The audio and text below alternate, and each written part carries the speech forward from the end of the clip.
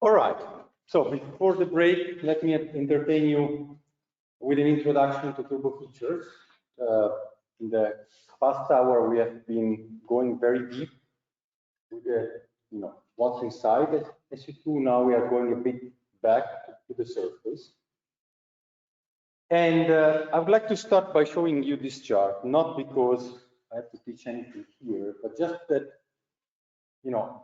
to instillate awareness into people interested in performing to the machinery CFD. Actually here, this is an adaptation from something that I got from real to the machinery CFD.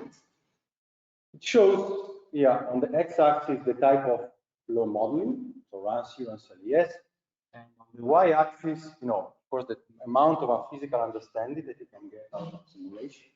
While here you see the technology level and maturity, which is identified by the colors.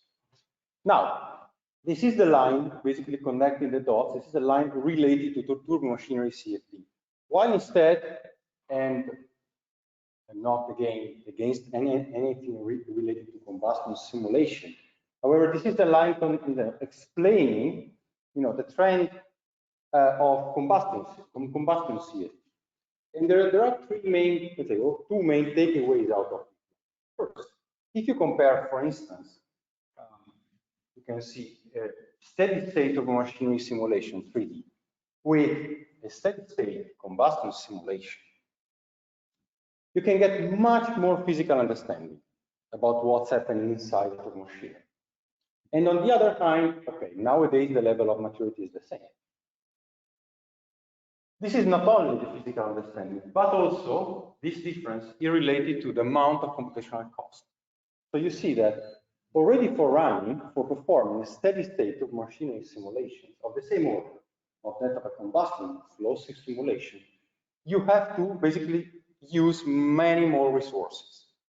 Because the fundamental difference between turbo machinery flows and any other type of flows, and we could also, for instance, draw probably below that of combustion flow simulation, that of external flow simulation, is that turbo machinery flow are wall-driven. We can define them as wall-driven statistic priori.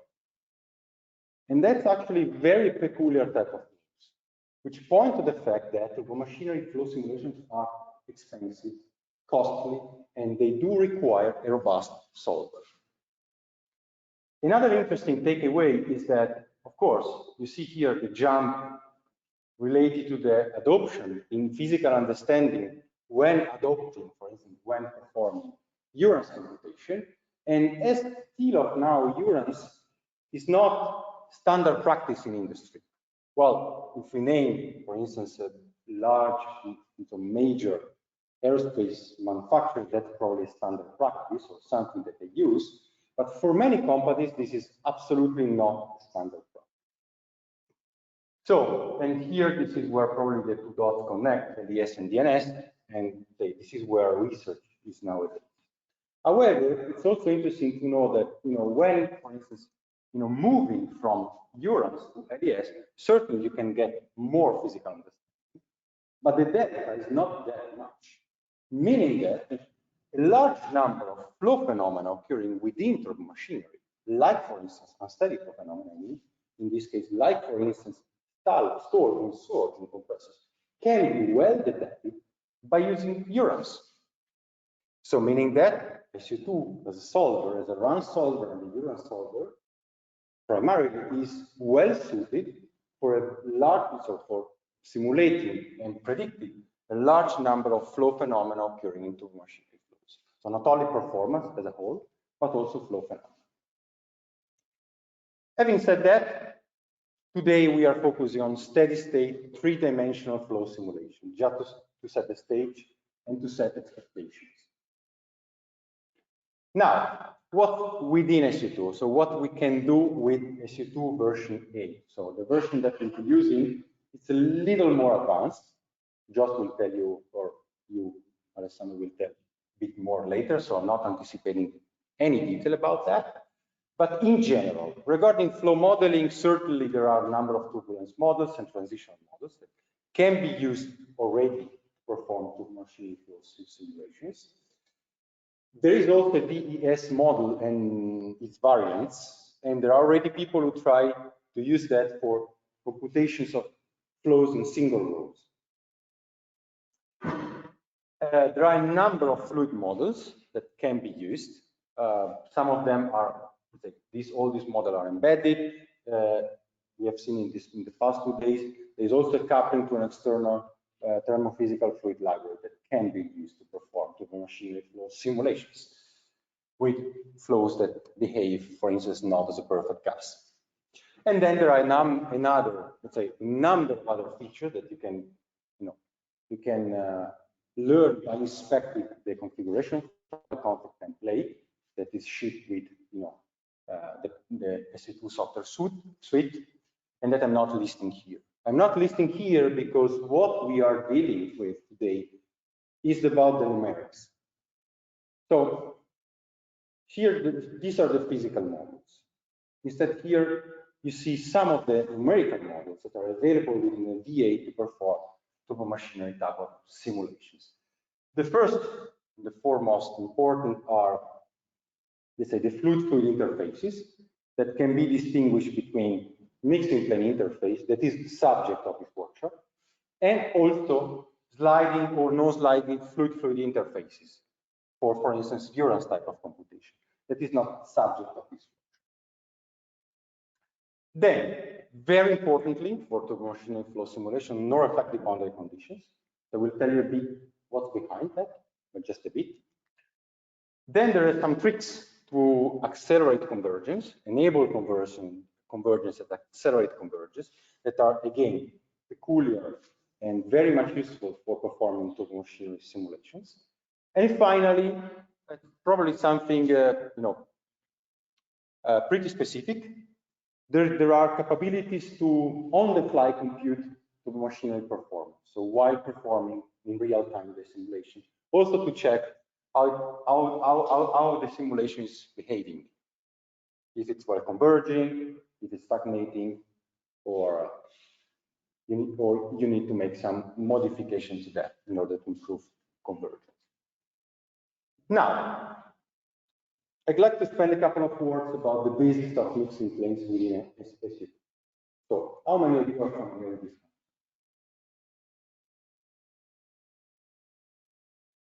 So, what is the mixing plane then? Since many of you are familiar, then you should teach me mixing planes. Yes. It's like a way to pretty much interpolate between the two zones. I would say it's a way to exchange information between one fluid zone and the other. It's not more than that. You can use that with any type of simulations, right? You have two fluid domains and you have an interface, and you can set a mixing plane interface. My other question to you is that why is that useful for turbomachinery flow simulation? Why does it work? Because that is the what, and that's typically easy to answer. But the why question is way harder. And there is a reason why I'm asking the why question, of course. It's like our model is periodic, so it's like a lot easier to just do one zone, try to map the thing, and transfer that to a stationary stator. Yeah, let me ask you another question. Suppose that this is a stator, so a fixed cascade, and this is another stator. What kind of interface would you use to perform simulation? The other one here. Another stator. Two stators. Two stators.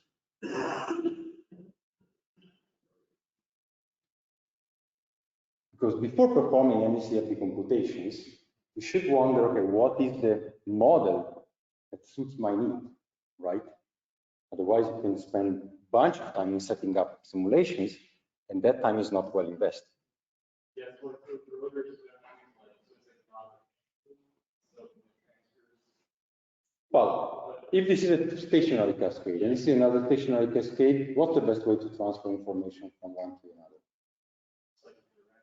Direct transfer. So why you should perform an average, right?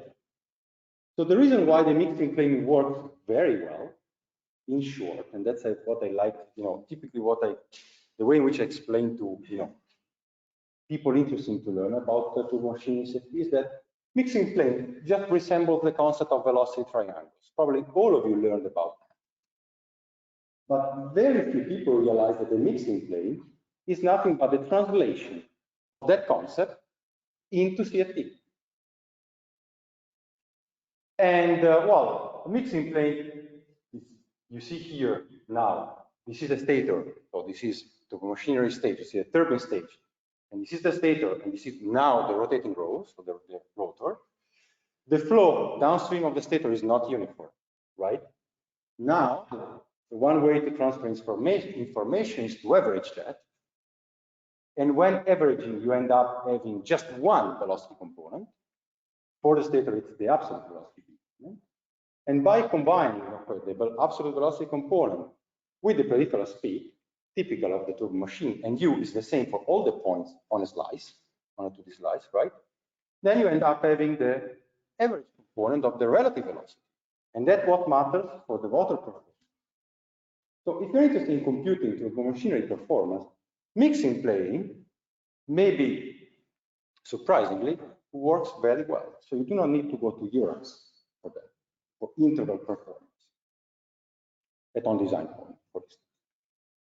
Now, what happens within SU2 when you set up a simulation with the mixing plane? So now you start from a 3D case. So let's increase a bit the difficulty.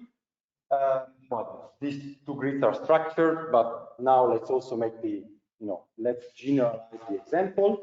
And let's assume that now the interface between the two rows, the stationary and the rotating, is this one, is fully unstructured, coarse, very coarse in this case. What SU2 does is a procedure in 4 steps. Step number 1, what is called definition of span-wise bands, meaning that you see the intersection between, for instance, the grid and the periodic boundaries. So SU2 basically counts all these points and sets the number of bands corresponding to the number of points on one periodic boundary. Why doing so?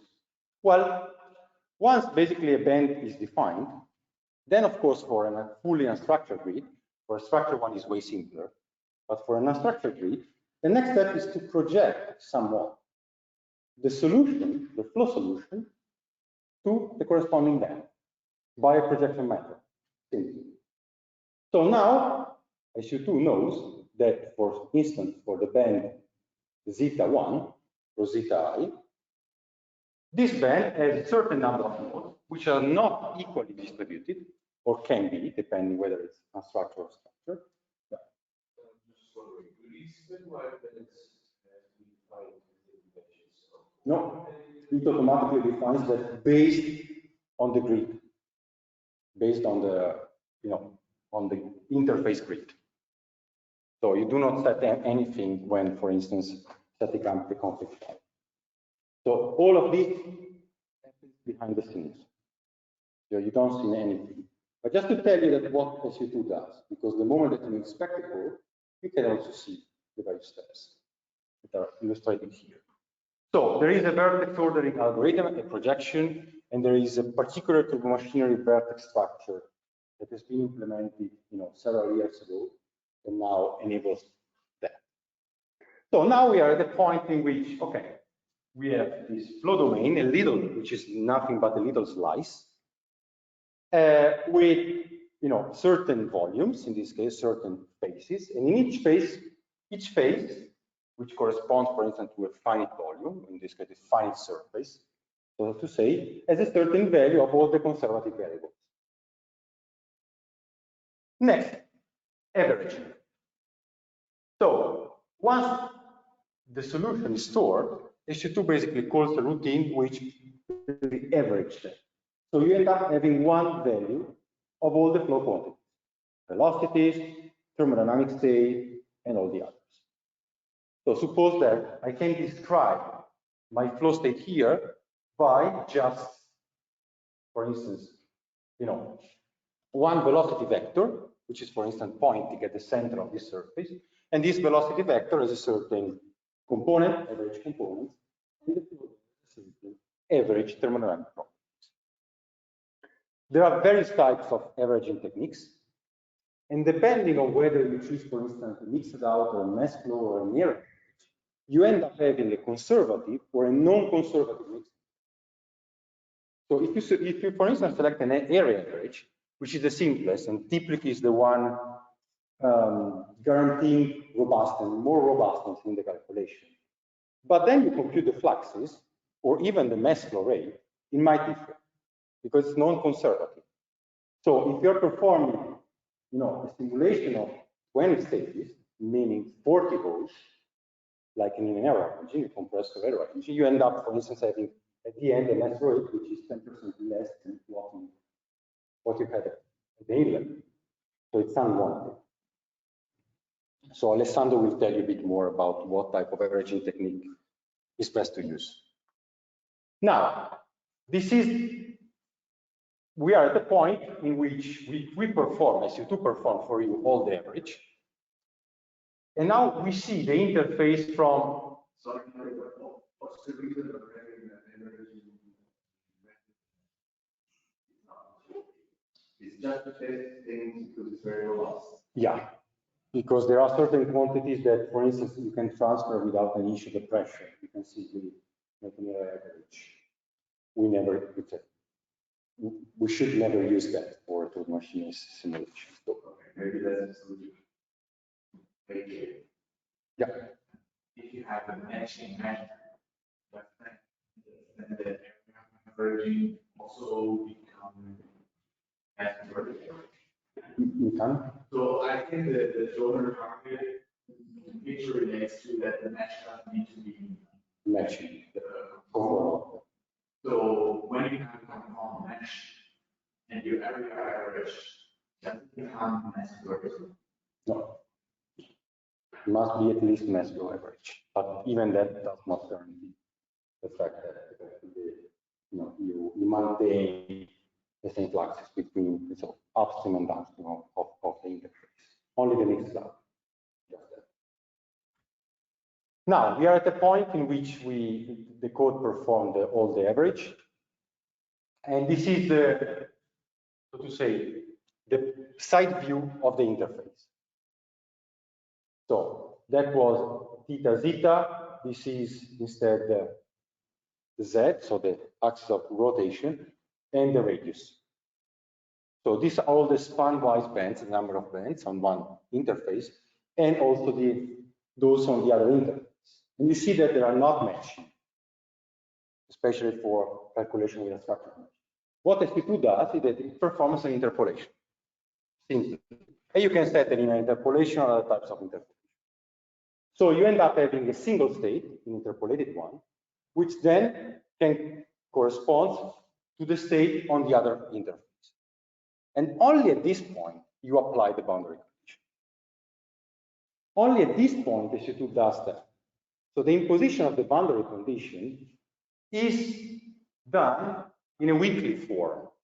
So there is no strong imposition of pressure, velocities, temperature, whatever. But SU2 makes use of the characteristics. You might not be familiar with this concept. That's why here I'm put a reference on one of our oldest paper where all these theories possibly were explained. And you see here, this is the delta to the characteristic variable, to the values of the characteristic variable, that is then applied to compute the delta in the values of the primitive variables that is then used to update the solution. And this delta has two components. One average component and one which is harmonic. So this is the reflective part and this is the non-reflective part. So if you set the calculation without no reflective boundary conditions, or otherwise called JICE boundary conditions, deactivated, but with mixing plane, SU2 just computes that part. Otherwise, it enters also a second loop in which also these harmonic components are computed.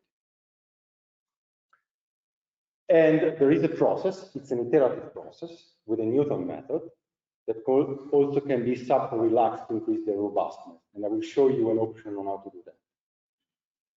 It is an iterative process because this is generalized for arbitrary fluid models. So it cannot be solved explicitly. Now, once that done, the solution is updated and a second iteration can go. So typically, the calculation is performed sequentially. First on the first rotor, stator, for instance, then on the second rotor, and then on the interface, and looping on that. Now, these are the options. I'm listing them, but then Alessandro will go through them in much more detail than me, that are used to set the mixing plane calculation with SU2. You can set the type of turbo machinery, and simply because the way in which the mesh is oriented is different. And in this case, you see it's a three rows calculation of axial type, axial. Certainly, they know. The naming can be improved, but at this point, I believe that it's pretty self-explanatory. Then you see the type of interpolation that I was referring to can be linear, can be with nearest neighbor or other methods. Whether you want to also transfer turbulent quantities using the same approach, so whether you are performing a turbulent mixing plane computations, typically this is default, well, should be activated. And then you see the type of average process that you want to perform. Can be simply algebraic, can be area average, mass flux, or mixed out. So 4. Now, the second very important ingredient of the mixing plane implementation are low refractive. This has been implemented based on the theory explained in 2 pioneering works by Matt Giles, back in the beginning of 90s. And that are also based on theory made by, elucidated and derived by mathematicians not dealing with CFD. So that was a kind of knowledge transfer from other field to the field of CFD made by Mike Giles.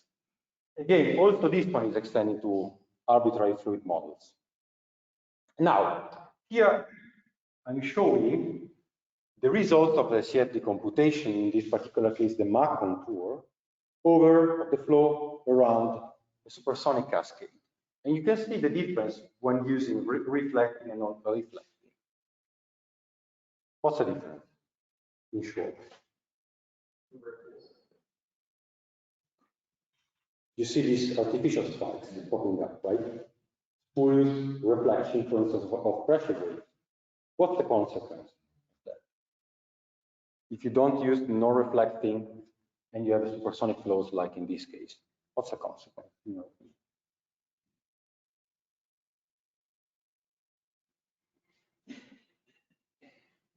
get everything wrong. Exactly. If we go back to the concept of simply speaking, the flow here is way less uniform than there, right? If you perform the average component that you will get will be different in the two cases. So the rotor will see the flow velocity, which will have a different inclination in this case as compared to this case. So as Pierre said, simply wrong. It's so wrong. You get a reflection on shock waves, so the performance will be exactly. No sense is what we said. Exactly. So, having said that, this is a little bit more complicated. So what SU2 does, again, we go back to, say in the workshop, the GPS it's not using non-reflecting information. So it's not an abstract case. You don't know that. Yeah, so it's true. In which kind of condition were they using? If they were not using Riemann, reflecting. Like I told you, when we met at first, it's like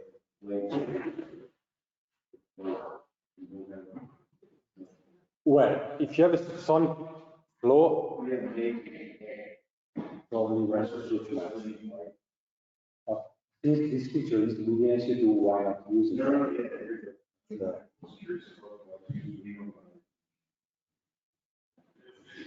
And by the way, this type of boundary condition can also be used be imposed at the inlet or at the outlet, not just in the mixing, just to be clear.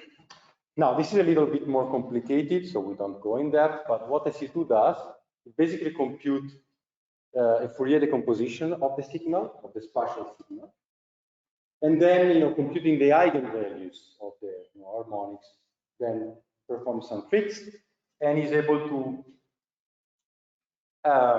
impose, avoid the occurrence of these spurious oscillations. For people interested to look inside, the code is a bit complicated, but should be well written at this point. This is the module where everything is implemented. So Pedro before was, showing the solver. If you go to the Euler solver CPP and you search for the type of Giles, then you'll see all the steps. And you will recognize the computation of the average component and the harmonic component. Now, what are the settings in this case? Well, the marker used to impose, Giles type boundary conditions that is in the config.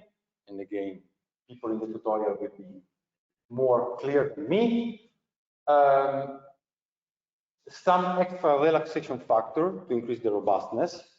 There are some default values also suggested in the literature, and the typical recommendation is to start calculation by using these values and increase the relaxation factor in case you get found. Now, having said that, there are other two important features. One is a simple one actually, it's for accelerating convergence. These are called ramps, really ramp. So ramp rotating frame, there are two types of ramp. A ramp on which you can increase the rotating speed from the start up to a certain point of the simulation, and then a ramp enabling to increase the back pressure also, which is not shown here. So this is just an example in which, for instance, you wanna compute a flow simulation of a turbomachinery rotating at an angular speed of 500. But typically, maybe the simulation can be unstable from the beginning. So you start very slowly. You start by setting up a rotational speed of 30, and you increase every certain number of time steps the rotational speed up to 500 in a linear manner. This is what SU2 does. And the same for the back pressure of the machine. This is particularly useful when you have tough simulations.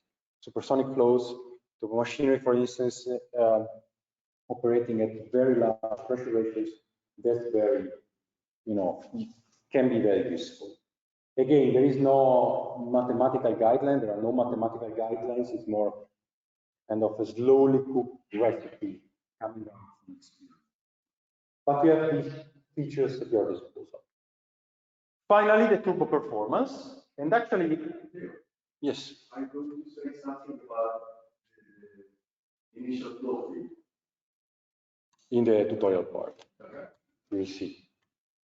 That's a good point. So you have also this feature to basically control how the simulation is going. So meaning that during runtime, so in real time, SU2 version 8, branch XXX that will be soon merged with the official developed version once the pull request of Josh is closed. Basically, after, you can set in the config file, after a certain number of iteration plots in real time, the performance of the turbomachinery component that you are considering, and all the quantities at the various interfaces. So you can really track what's happening. So maybe after 2,000 of iteration, you realize that total efficiency is 110%. Yeah, that's a sign that something is going wrong, right? Or maybe you discover that this type of efficiency, total to static, for those of you who are familiar, is larger than total to total, even something is wrong. So it's a way to check the quality of the simulation. And well, here I just printed out some screenshot. But when you have the chance to experience the calculation after the break, you see how that pops up during runtime. Any question at this point? So this is my last slide. Can you go to the marker guides slide? I just had a question. Which slide? The marker guides. This Yeah.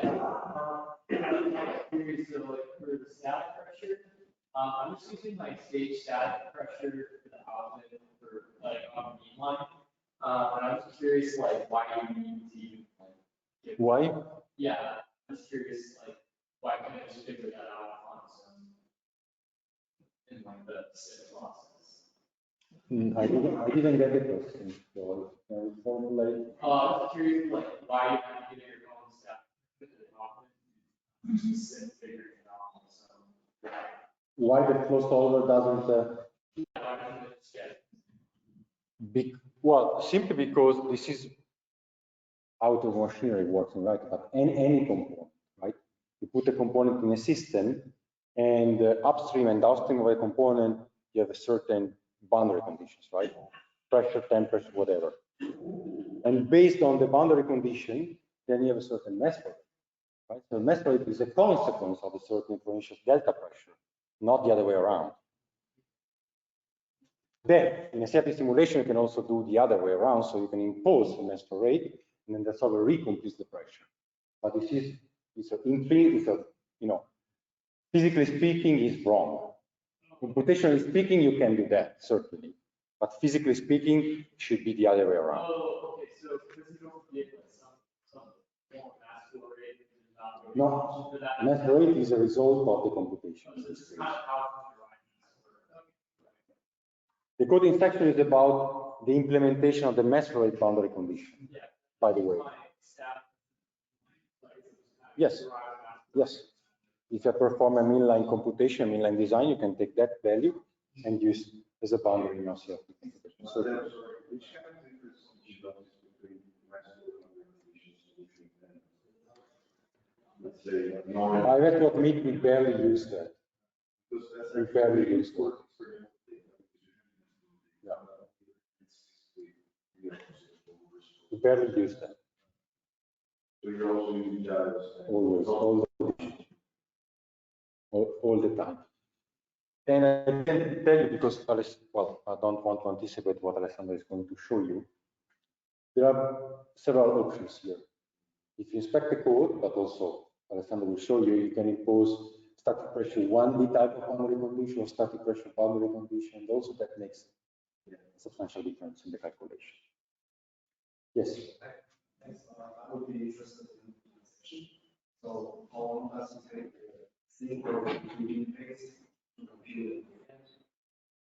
Just to get. How long does it take to compute the gradient, you mean? Well, mostly depends on the cost of the computation. Later on, you will experience. So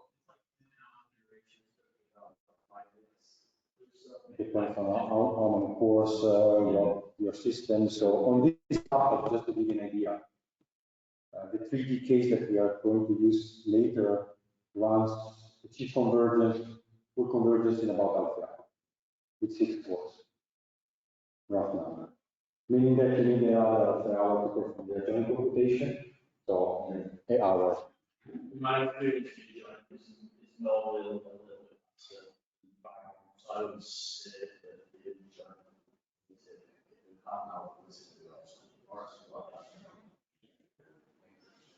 Either. Why do we bother with finding different things in the machine? Why do you bother? Why do we bother with finding different machine? We just find rotation. That's a good question, because that's how it was originally implemented for ease of implementation. That was simply the reason that remained over the years. it's because the flaws in the system changes, say you upgrade the machine, that line synthesis changes, so I'm not sure that tells you what's fine to the, just the normal would be different at the end of the output.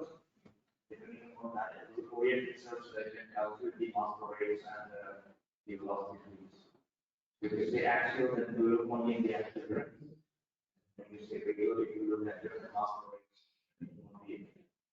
the axis. So you cannot change your rotation axis. No, it must be aligned with the z-axis. Other questions? Maybe the beginning of the question, is it necessary to have different, you have data, 20 days in a row? I don't know, is that possible so that the area of the internet would be, or the outlet or first page doesn't have to measure the internet group? That's a very good question. Maybe for people, is there anyone online, by the way? Who's online? I don't know if I can see here. Okay, that's right. So the question is whether the moment you want to perform a mixing plane type of simulation, you need to have equal number of, for instance, blades into one row. For instance, in the stator as well as in the rotor, and the answer is no. So you can basically have different pitches and different pitch ratio. SU2 basically computes the pitch automatically, and it takes that in the averaging process. Because the averaging process is done by, is specific to the pitch. Otherwise, you would get a mismatch in natural rate, simply speaking. Do you know what's the pitch?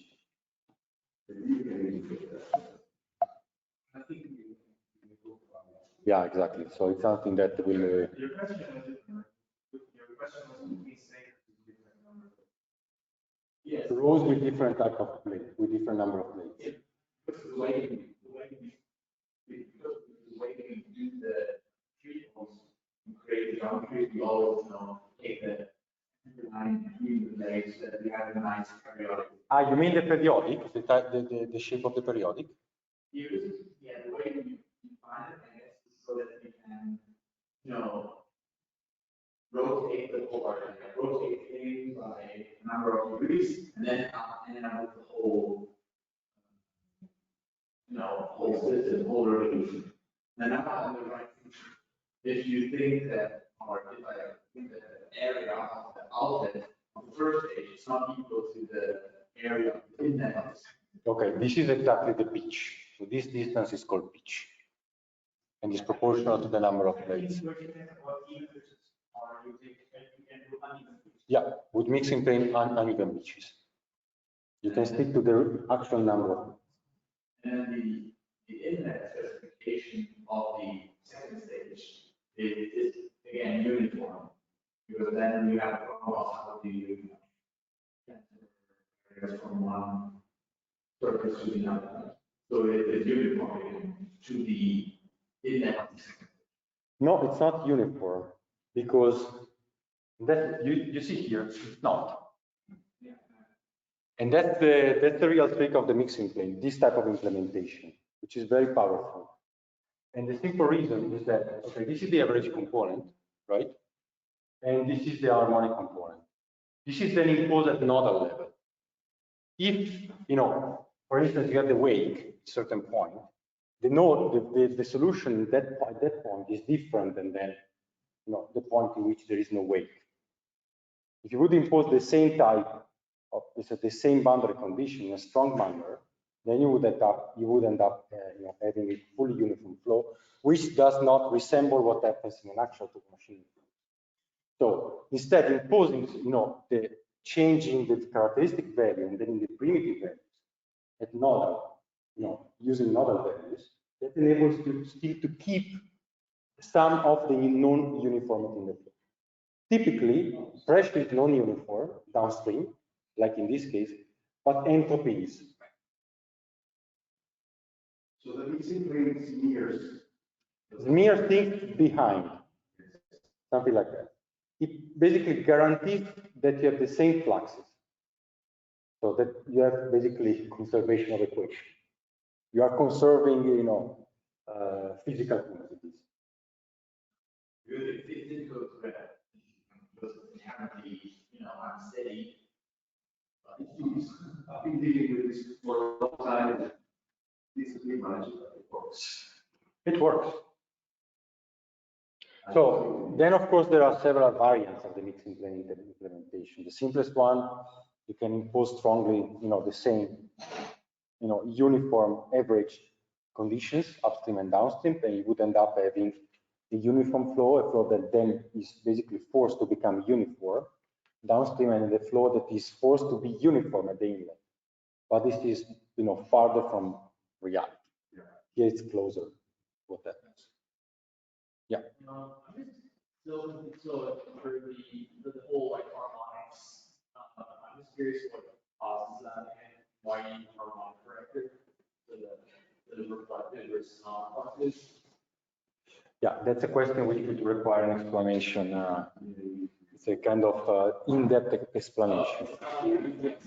No, it's not an easy explanation. Okay. Because it's based also on eigenvalue, eigenvector analysis of the decomposed signal. It's like you're interpolating between the zones. I was curious why that causes. Well, the simple concept is that you use spatial decomposition because the flow is periodic. So spatially speaking, the flow is periodic. It repeats, right? And then since you have a periodic flow in the periodic signal, you can decompose that with Fourier series. That's simply the reason why you can use that type of series. It's non-uniform, but then periodic. That makes sense. So we can stop here, enjoy the break, and come back with the first part of the story.